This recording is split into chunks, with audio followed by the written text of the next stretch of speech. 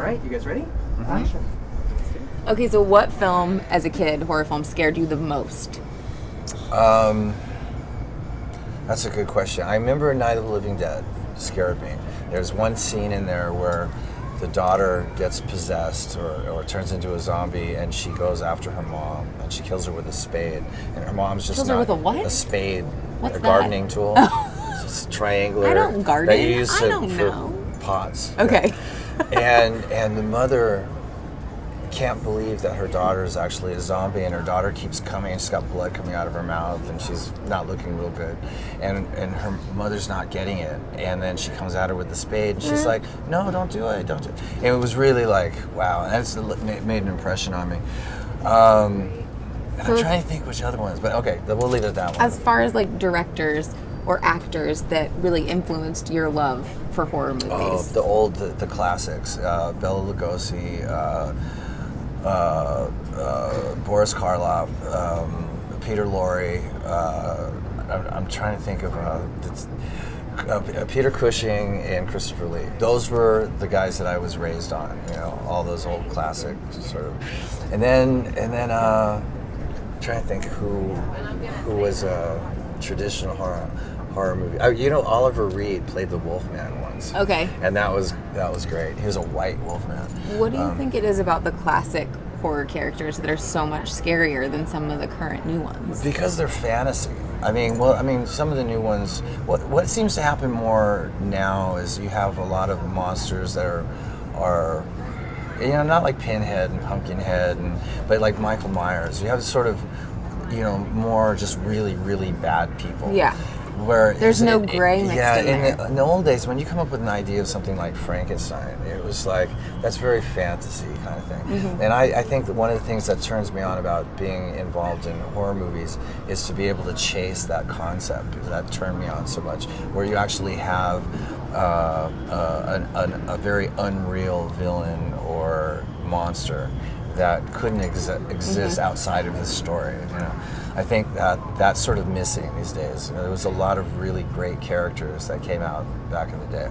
So what was it about Nothing Left to Fear that made you want to produce this as your first film from Slasher Films? I just thought it was a cool story. I love this family unknowingly moving into this little rural community, and just that whole whitewash that they innocently go into, and then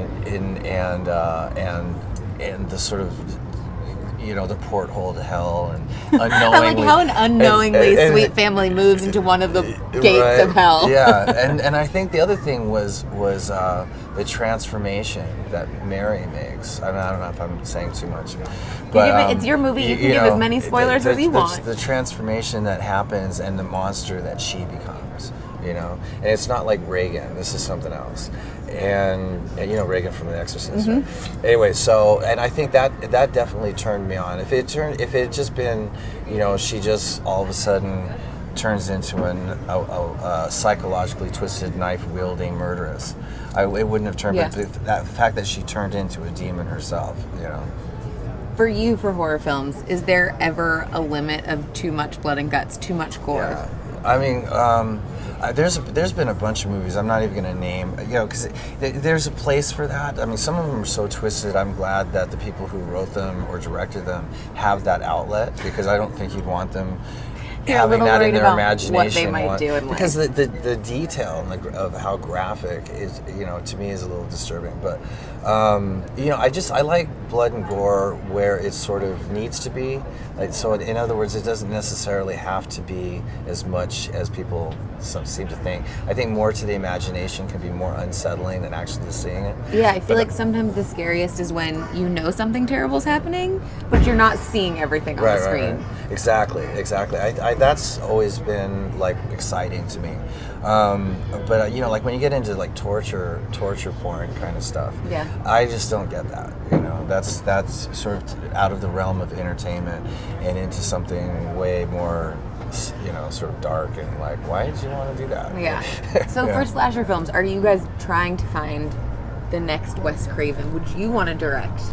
No, I wouldn't want to direct. No, but I am sort of, now that I've gotten this one done, for a while now looking for scripts that really stick out to me as being something that could be just amazing and be really scary and have some great characters and you know, all the tension and all the frantic whatever that I can, you know, and then who would be the person to direct that, you know, because there's not necessarily, I mean, when you mentioned Wes Craven, he was like a real sort of horror director and still is, and there's a couple other ones, John Carpenter and whatnot, but when it comes down to it, a lot of great directors can do just one horror movie and it's amazing, and the rest of their catalog is something else, you know. So it's really hard to say who is the right director, but that's all going on in my mind right now. So with the film coming out, what would bring you the most joy as a producer of a horror film? I think just completing the movie was, you know, considering the long haul that was.